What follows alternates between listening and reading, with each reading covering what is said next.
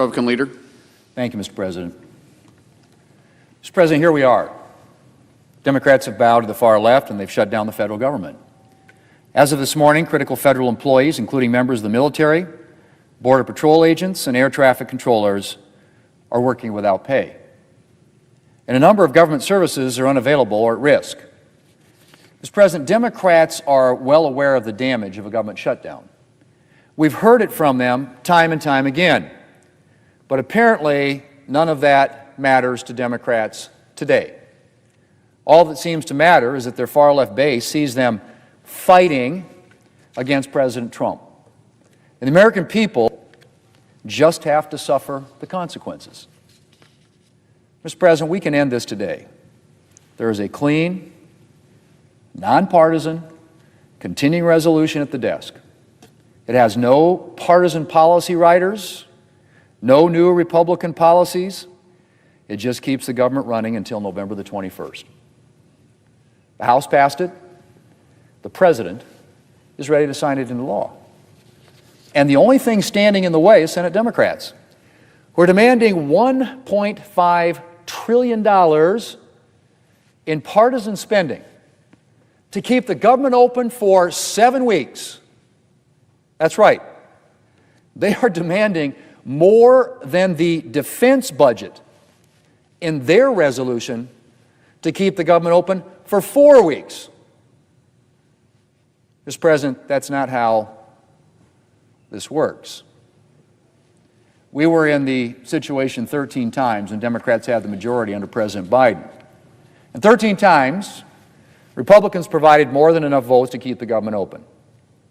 And that's what needs to happen here. We are just one Senate roll call vote away from ending this shutdown. We need a handful of Democrats to join Republicans to reopen the government. And once we do that, then we can talk about the issues that Democrats are raising. But we're not going to engage in bipartisan discussions while Democrats are holding the federal government hostage to their partisan demands. Mr. President, this Democrat shutdown is actually delaying progress on the issues that Democrats claim to be interested in. It's also delaying important work on appropriations bills. Now, I've said throughout this year that my goal is to do appropriations through regular order which allows members of both parties to give voice to their priorities and to help shape appropriations bills. And we've made good progress already this year.